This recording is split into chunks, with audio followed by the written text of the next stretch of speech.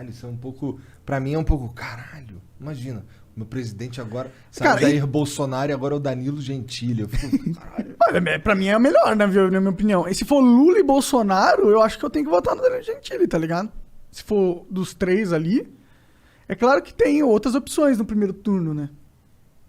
Você pode votar no Guilherme Boulos. Você gostou, você ficou amiguinho do Guilherme Boulos. Gente fina. Chamaria ele pra um churrasco. Safado, você virou um invasor. Ele invadiu meu coração. Ai, meu Deus do céu. Caralho, velho, você é um host do Flow Podcast, não pode fazer isso. O quê? A piadinha? Não pode. Com um convidado, Guilherme Boulos. Não é um convidado que eu tô fazendo. É por causa da piadinha do Monarca, que é uma merda. Não, eu acho que você tava falando isso sobre Guilherme Boulos. Eu tô aqui pra defender Guilherme Boulos. Pior que eu gosto dele também chamaria pro Guilherme comunista! pro churrasco, tá ligado? E ainda chamaria você pro mesmo churrasco. Seria engraçado. Eu encontrei já o Vocês Guilherme iam Boulos. trocar uma ideia, eu acho. encontrei já o Guilherme Boulos eu já troquei ideia com ele nos debates com o Arthur, né? É. E aí, foi tranquilo ou foi meio escroto? Não, de boa. As pessoas precisam entender que política, né, é divergência de ideia e Exatamente. que a galera sai no pau e é isso aí. E depois ali acaba e troca ideia normal, troca né? ideia normal, exatamente. E combina como fuder o povo. É, lógico, o grande conluio. Ele invade casa de lá, a gente, mano, aumenta a riqueza dos mais ricos aqui, né? Cada um no seu papel.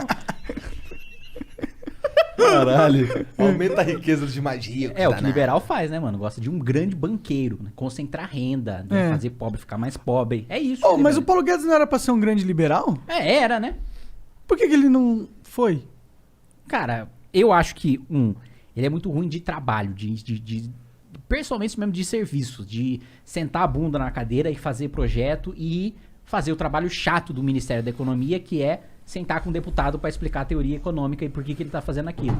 E como fazer para explicar aquilo para a população. Parece que ele não tem paciência. Né? Ele não tem paciência para isso, Também já é bilionário também. Tô cagando. Tá lá só pra enriquecer mais. Eu acho que o Paulo Guedes, o grande problema do Paulo Guedes é que a motivação política dele, na minha avaliação, né, é uma frustração que ele teve ao longo da vida de ter sido passado para trás pela galera que fez o Plano Real. Que ele é da mesma geração da galera que fez o Plano Real. Só que ele não fez o Plano Real. Então ele nunca foi chamado como liberal, só que ele estudou na escola de Chicago, né, na mesma escola do Friedman e etc. Mas ele nunca foi chamado no Brasil para debater a sério política pública e econômica, porque ele nunca foi um nome público relevante.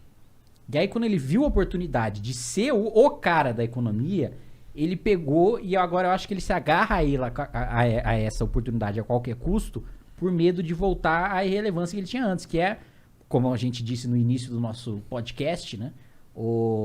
A frustração do homem nunca tá feliz com aquilo que tem, né? Então, beleza, eu sou rico pra caralho, mas no debate público a minha vaidade intelectual não tá atendida, que não tem problema nenhum, o sujeito tem a vaidade de querer ser relevante. Eu também quero ser relevante no debate público. Uma das minhas razões de ser político é ter minhas ideias levadas em consideração no debate público e eu aparecer defendendo essas ideias.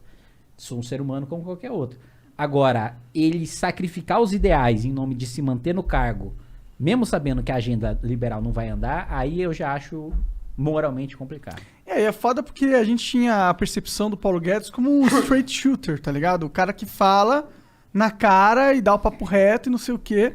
Só que agora ele perdeu essa característica. Ele parece que fica embromando. Ah, não, vai rolar a reforma administrativa, vai rolar que tá dando não sei o que não sei o que, vai rolar, mas nunca rola nada. Exatamente. Inclusive, eu questionei, ele foi em comissão, foi convocado lá, a meu pedido, inclusive, foi convocado pela Câmara para dar explicação sobre promessa, né? Uhum. E eu falei, ministro, uma das promessas, que nem essa promessa você cumpriu, foi uma promessa que você fez em dezembro de 2020 que você não ia mais prometer nada.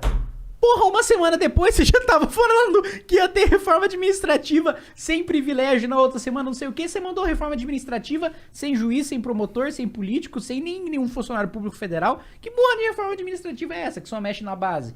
Aí ele, não, é porque muitas vezes eu preciso me adequar à realidade política. Eu faço acordos políticos e eu prometo, de acordo com esses acordos políticos, que eu vou entregar naquele prazo. Mas muitas vezes aqueles acordos políticos que eu faço não se cumprem. E aí eu acabo não conseguindo entregar a promessa. Por isso que eu falei que não ia prometer mais nada.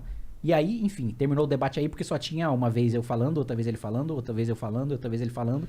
E aí ele falou isso pela última vez e... E fudeu. E aí acabou, né? Mas o que eu ia questionar é, mas beleza, então Por que você não disse, naquela época, você disse exatamente isso, que não ia prometer mais nada, porque suas promessas tinham a ver com acordos políticos e o ritmo da política era diferente do ritmo do Ministério da Economia. Beleza, você disse isso.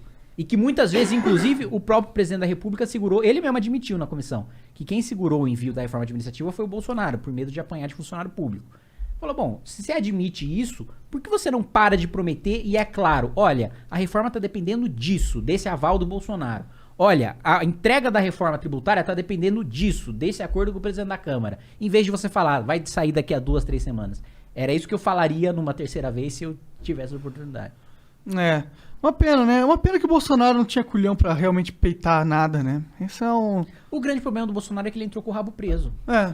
Igual todos os outros políticos de carreira que entram na presidência, né? Historicamente, infelizmente, é. E assim, é foda. Difícil acreditar que o Bolsonaro realmente era o cara que ia mudar a porra toda sendo deputado há 30 anos, não é? Então, mas ele conseguiu vender bem a imagem de que Ia ele fazer era essa um cara merda, de né? fora. Ele era um cara de... Porque ele era meio de fora dos rolês foda, né? Mas é porque ele era um bosta. não é porque Ele não tava... participava dos grandes esquemas porque ele era honesto, mas é porque ele não tinha relevância pra participar. Porque os caras, pô, e aí vão ele fazia chamar- o próprio. Eu fazia... Agora eu posso falar isso com prova. Vazaram as provas do inquérito do Flávio. Ah. E nas provas do inquérito do Flávio, tem lá 4 assessores do Jair, que passaram para gabinete do Flávio, depois passaram para o gabinete do Eduardo, que sacavam 100% do salário quando ele era deputado federal, o Jair. E ele nomeava os caras. Falou, porra, é óbvio que ele fazia o esquema e ele fazia os filhos fazerem também. Caiu o salário, o cara ia lá, sacava tudo. tudo. Estranho pra caralho, né? Durante 4 anos. Rachadinha, nha. Caralho. Não E tô satisfeito com o essas Bolsonaro. porra desses vazamentos aí não são... O que tu acha desses vazamentos aí? É um bagulho que é feito na maldade? Tu acha que é escroto essa parada, que não devia ter? O que tu pensa? Acho que tem 2 coisas diferentes, né? Uma coisa é quando o próprio juiz levanta o sigilo e todo mundo fica sabendo. Aham. Outra coisa é quando vaza mesmo e é escroto que vaze, porque... Cadê a segurança jurídica da parada, né? Exatamente. Agora, no caso de um processo contra um político sob desvio de dinheiro, eu acho que deveria ser tudo público. Não é assim hoje. Hoje existe sigilo disso. Também acho Mas que tem eu que ser acho que público. deveria ser tudo público. E por que não é público? Porque os caras são Porque eles que os caras escolheram. são não sei o quê. Porque eles definiram São os que próprios aquilo caras que ali- definem o que vai ser público ou não. Exatamente. Mas assim, não é fatal assim também, né? Muitas vezes as pessoas pensam, pô, nunca vai ter nenhuma punição e nenhuma lei contra político, porque são os políticos que definem a lei. Não é bem assim, porque quando os caras estão muito sob pressão, eles, pô, pautam a ficha limpa e aprovam. Uhum. E já Então, se fuderam muito por causa disso. Por causa disso, sim. Vai lá, se inscreve no Talk Flow agora!